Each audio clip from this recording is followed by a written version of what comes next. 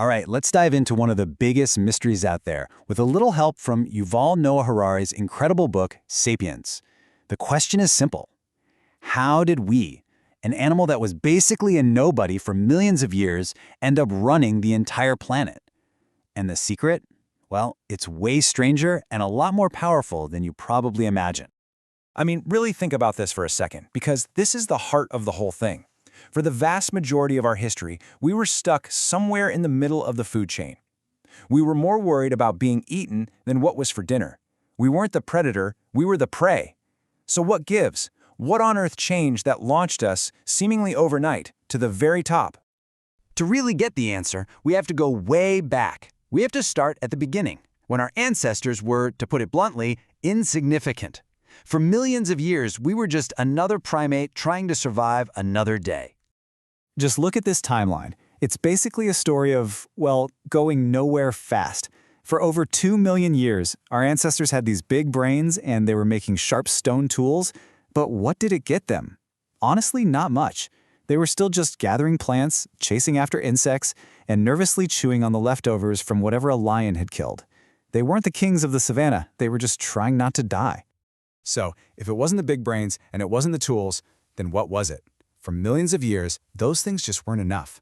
The secret ingredient, the real game changer, finally shows up around 70,000 years ago. And it wasn't a new spear or a new way to make fire, it was a revolution in how we talked. And this revolution in language was the turning point in our entire history. Harari calls it the cognitive revolution, and it's the moment we stumbled upon our species' one true superpower, the power of fiction. Okay, so to be clear, we're not the only ones with language. Lots of animals communicate. A monkey can yell, "Careful, a lion!" And that's super useful, right? But it's tied to something real, a real lion, right there. But Sapiens, we developed this wild new trick. We started talking about things that don't physically exist. We started telling stories about guardian spirits, about legends, about things that are purely imaginary. And you might think, so what? They're just telling campfire stories? But no, this was not just idle chatter. This ability to talk about things we've never seen or touched was a complete game changer. It was the key that unlocked cooperation on a massive scale. This idea is so important that Harari gives it a special name, imagined orders. You can think of them as the invisible software that runs human civilization. They're the shared myths, the common stories, the collective beliefs that allow millions of people who've never met to all work together. Okay, so how exactly does this work? How does talking about, stuff that isn't even real let us build actual cities and empires? Well, it all comes down to a numbers problem. So there's this idea called Dunbar's number, and it's pretty simple really. It's the cognitive limit, basically the maximum number of people your brain can handle knowing and trusting in a stable social group. For a chimpanzee troop or an early human band, once you get much past 150, the whole thing just falls apart. You can't keep track of everyone.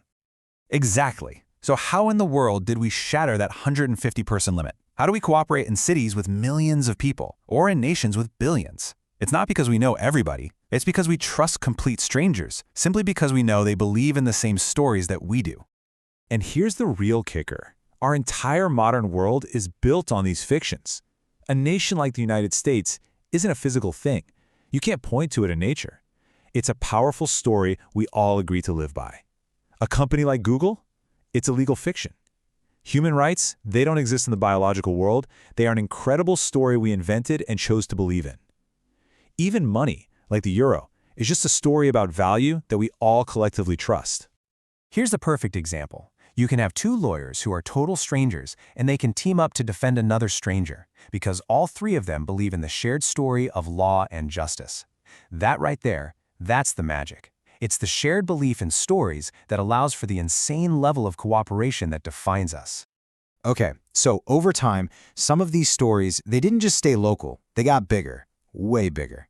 So big, in fact, they started to weave all of humanity together on a global scale. And Harari points to 3 huge ones, 3 imagined orders that were incredibly successful at pushing us all towards one global community. First, there's money, the ultimate story of trust, allowing any two people anywhere to trade. Second, empire, the political story that diverse groups can all be governed under one big rulebook. And third, religion, the story of universal truths and laws that apply to everyone, everywhere. So yeah, even with all the conflict and chaos you see in the news, if you zoom out and look at the big picture, Harari argues the long-term trend is undeniable. History, powered by these unifying stories, has been slowly but surely merging us into a single global civilization. So, this brings us to a whole new chapter. We've used stories to conquer and unite the world. But where are these incredibly powerful stories taking us next? Because let me tell you, the story of Sapiens is a long way from over. For 70,000 years, our stories let us change the world around us, build dams, grow crops, create cities. But now our fictions, our scientific stories, are giving us the power to change the world inside us. With tools like genetic engineering and artificial intelligence, we're not just breaking the rules of nature anymore. We're on the verge of becoming the authors of life itself. And that is, well, it's a pretty chilling thought, isn't it?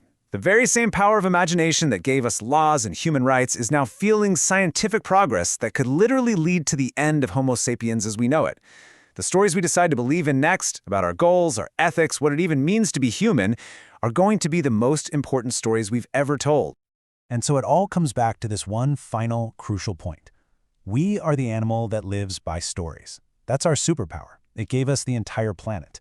But now, as we're gaining the literal powers of creation, the fictions we invent won't just build our societies.